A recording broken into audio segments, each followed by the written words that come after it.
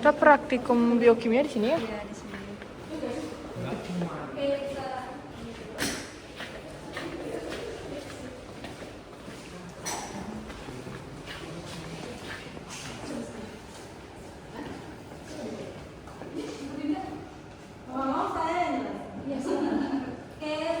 Kelas D ya, jumlahnya ada berapa orang? 11 orang.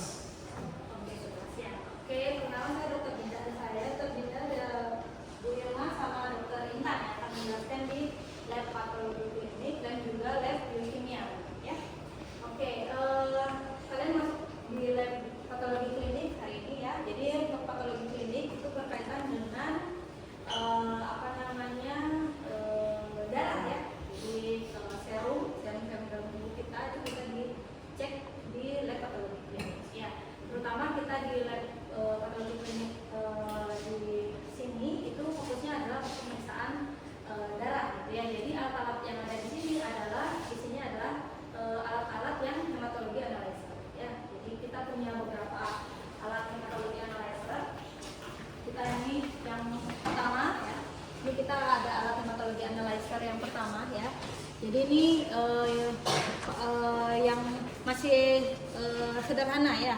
Jadi kita masukkan serumnya di sini ya, sampelnya di sini, kemudian dia akan keluar hasilnya melalui kertas ini. Ya, jadi sifatnya masih sangat sederhana banget ya.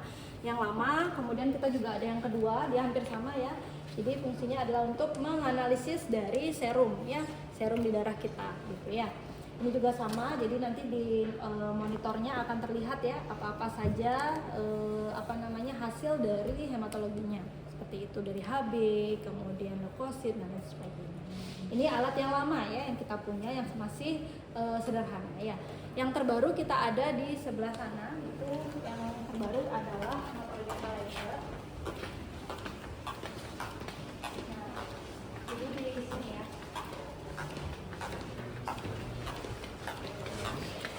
Nah, ini adalah alat hematologi analyzer yang terbaru ya. Jadi ini lebih canggih ya. Jadi kita masukkan sampelnya itu sudah bisa terbaca dan lebih lengkap seperti itu.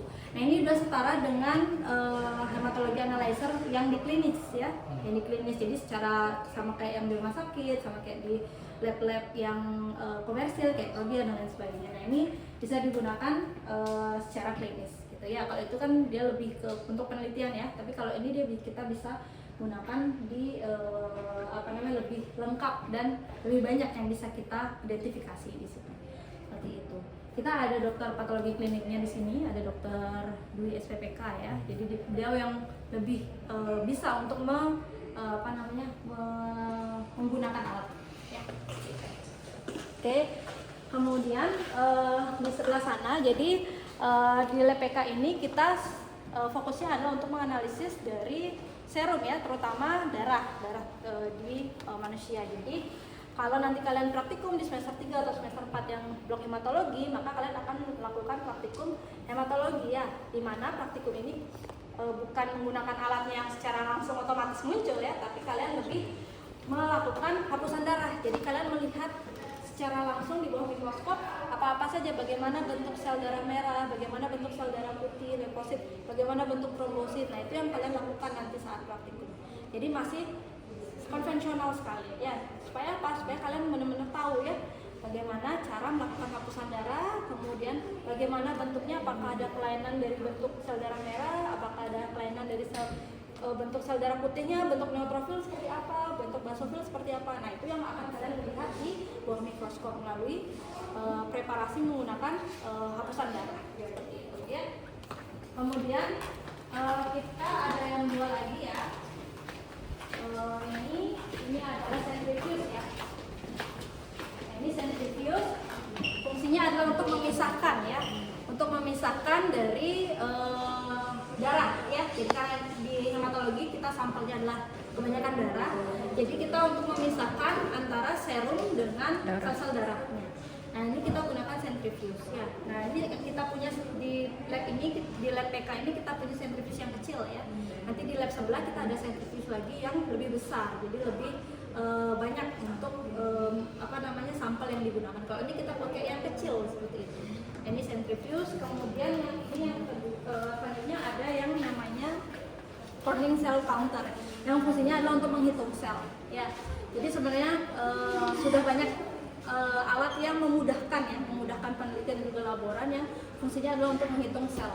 Ya, jadi kalau kita udah punya kayak tadi punya hapusan darah, kemudian kalau kita tidak punya alat yang lebih canggih kayak tadi yang langsung terlihat, nah secara manual kita juga bisa melakukan menghitung sel seperti itu. Nah, ini kita pakai yang Corning cell counter. Nah, ini lebih banyak memang untuk sampel-sampel yang base-nya adalah hematologi, jadi darah. Ya, mungkin itu aja sih, nggak banyak alat di sini. Nanti mungkin lebih banyak alat di lab biokimia ya untuk pemeriksaan ekstraksi bahan-bahan alam seperti itu. Ada pertanyaan mungkin? Dokter, Ya. kalau misalnya kan beberapa ruangan lab itu punya misalnya centrifuge itu kan masing-masing. Misalnya kita hematologi tapi pakai di lab selain patologi masih bisa. Yang penting dia tidak sampel yang infeksius.